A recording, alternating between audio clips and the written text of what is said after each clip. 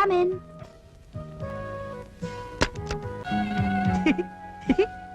என்னத்தான் எதிர்பார்த்துட்டு இருப்பீங்கன்னு நினைக்கிறேன்.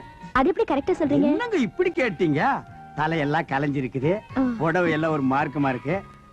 அதுக்கப்புறம் நமக்குள்ள இருக்கிற லவ் வேற டெவலப் ஆகிருக்குது. இதுக்கு அப்புறம் நீங்க என்ன தவிர வேற யார நினைக்க போறீங்க? சட்டுப்புட்டு லைட் ஆஃப் பண்ணிடுறேன். ஐயோ வேண்டாங்க. ஏன் லைட் இருந்தா தான் உங்களுக்கு பிடிக்குமா? உங்களுக்கு ஓகேன்னா எனக்கும் ஓகே தான். அது இல்லைங்க, அவர் வெளியே போயிருக்காரு, சீக்கிரமா வந்துருவாரு. அடச்சே, அந்த கிழவர் எதுக்கு கொடைக்கானல் கூட்டி வந்தீங்க? குளர்ல ஏதாவது நடுங்க கிடிங்க செத்து போயிட்டான்னா அவனை தூக்கிட்டு அலைஞ்சா நம்ம டூர் என்ன ஆகுறது? நான் அப்பவே நினைச்சேன், அவன் நடந்து வரும்போது 2 காலுக்கு நடுவ மூங்கி கம்பு விட்டு தட்டி விட்டு இருந்தா மண்டை உடைஞ்சு போட்டு அங்கேயே படுத்திருப்பான். ஆமாங்க, ஆனா என்ன பண்றது, வேற வழி இல்லையே.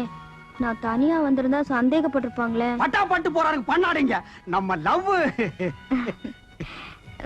அப்புறம் என்னதான் நான் யோசிச்சு வச்சிருக்கேனே. எப்படி கட்டில கீழே போயிடலாங்கிறீங்களா? அதுவும் நல்ல ஐடியா தான். கண்ணு தெரியாது கிழவனுக்கு மேலோட்டமா பார்த்துட்டு போயிருவான். அது இல்லைங்க, போட்ல பக்கத்துல ஒரு வீடு இருக்கு. நாளைக்கு சாயங்காலம் கரெக்டா 5:45 மணிக்கு அங்க வந்துட்டீங்கன்னா. வீட்லயா? ஆமாங்க. போட்ல வச்சுக்கிட்டேன்.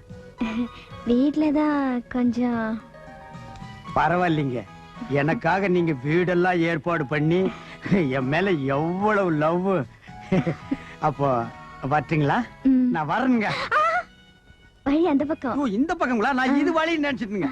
ஏங்க அந்த கிழவனை இந்த தலகாணி போட்டு ஒரே அமுக்கு அமுக்குங்க, பொசுக்கு பொசுக்குன்னு வந்து இடைஞ்சல் பண்றானுங்க. அப்ப நான் வரட்டுங்களா? Hi bye. Hi hi.